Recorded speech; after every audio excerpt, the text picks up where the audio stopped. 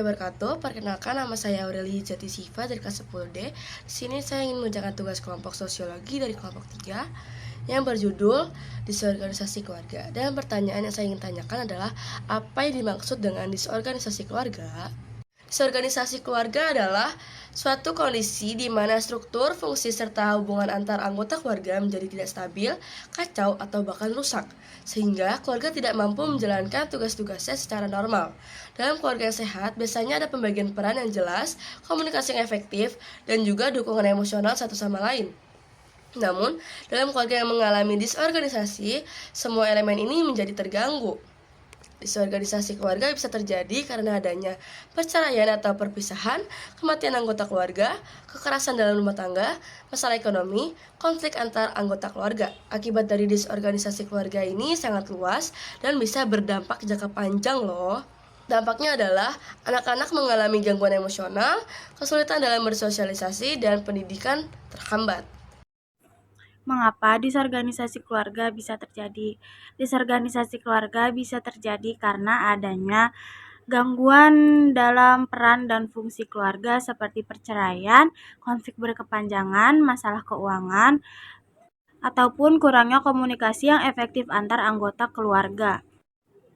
Konflik berkepanjangan, baik antara pasangan maupun antara orang tua dan anak.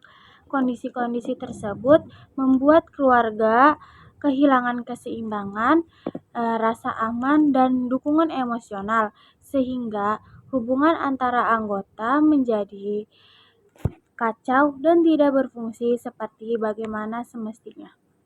Perkenalkan, saya Melani Putri dari kelas 10D kelompok 3 ingin membuat video sosiologi dengan tema disorganisasi keluarga dengan adik Simba di mana.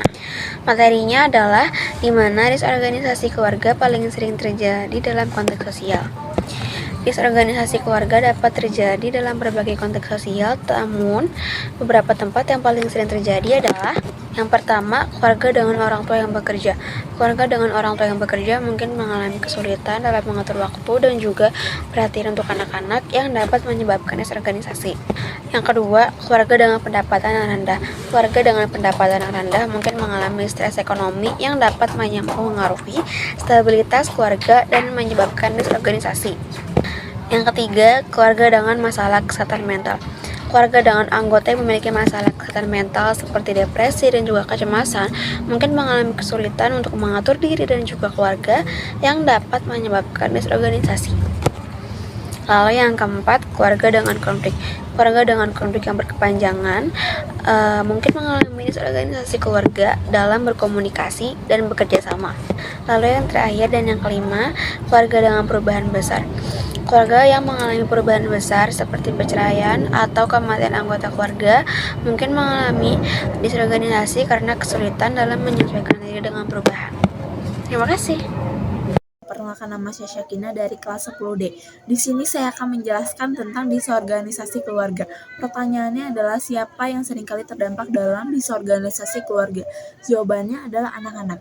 Anak-anak masih rentan sekali terdampak karena mereka masih dalam masa tumbuh kembang. Anak-anak juga rentan mengalami stres, gangguan emosi, dan juga perilaku.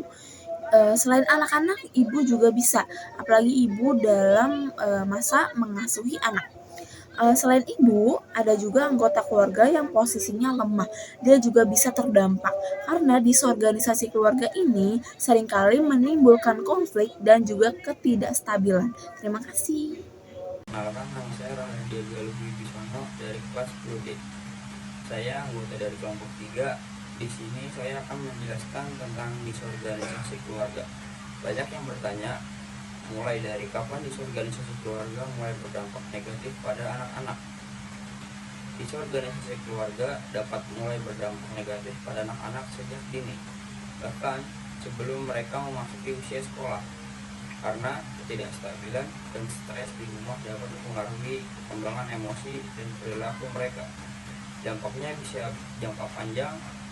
Kondisi ini terjadi ketika fungsi dan hubungan dalam keluarga tidak berjalan dengan baik, yang mempengaruhi perkembangan emosional, perilaku, dan prestasi akademik anak.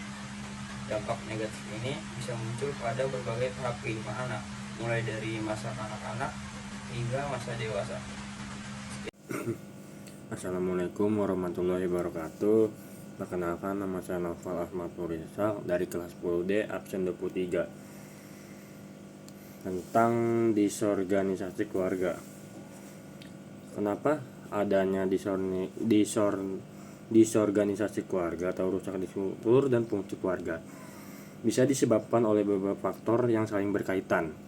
Yang pertama, konflik dan kekerasan. Konflik yang terus-menerus, baik verbal maupun fisik, antara anggota keluarga dapat menciptakan lingkungan yang tidak aman dan penuh tekanan. Kekerasan dalam rumah tangga atau KDRT merupakan faktor signifikan yang merusak ikatan keluarga dan menyebabkan disorganisasi. Yang kedua, masalah ekonomi. Kesulitan ekonomi seperti pengangguran, kemiskinan, atau hutang yang besar dapat menimbulkan stres yang signifikan dan memengaruhi dinamika keluarga. Stres keuangan seringkali berujung pada konflik dan kurangnya komunikasi efektif. Yang ketiga, masalah kesehatan mental. Gangguan mental seperti depresi, kecemasan, atau penyalahgunaan zat adiktif pada salah satu anggota keluarga dapat mengganggu keseimbangan dan fungsi keluarga. Kondisi ini dapat memengaruhi kemampuan anggota keluarga untuk berkomunikasi, berinteraksi, dan memenuhi kebutuhan satu sama lain.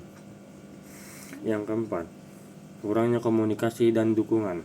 Komunikasi yang buruk, kurangnya empati, dan ketidakmampuan untuk saling mendukung dapat menciptakan jarak dan kesalahpahaman di antara anggota keluarga. Hal ini dapat menyebabkan isolasi dan disfungsi keluarga. Yang kelima, perubahan signifikan dalam keluarga. Peristiwa-peristiwa seperti perceraian, kematian, penyakit kronis, atau perpindahan tempat tinggal dapat menimbulkan stres dan mengganggu keseimbangan keluarga. Adaptasi terhadap perubahan ini memerlukan kemampuan coping yang baik dari seluruh anggota keluarga. Yang terakhir, adanya anggota keluarga yang bermasalah. Kehadiran anggota keluarga dengan masalah seperti kecanduan, kriminalitas, atau masalah perilaku lainnya dapat mengganggu keseimbangan dan fungsi keluarga. Penting untuk diingat bahwa disorganisasi keluarga bukanlah suatu hal yang sederhana dan memiliki satu penyebab tunggal. Seringkali memiliki faktor di atas saling kaitan dan berkontribusi terhadap disorganisasi keluarga. Menangani masalah ini memerlukan pendekatan holistik yang mempertimbangkan berbagai faktor penyebab dan konteks individu keluarga tersebut. Sekian dari saya. Wassalamualaikum warahmatullahi wabarakatuh. Assalamualaikum warahmatullahi wabarakatuh. Perkenalkan, nama saya Bahar Ramadan dari kelas 10D.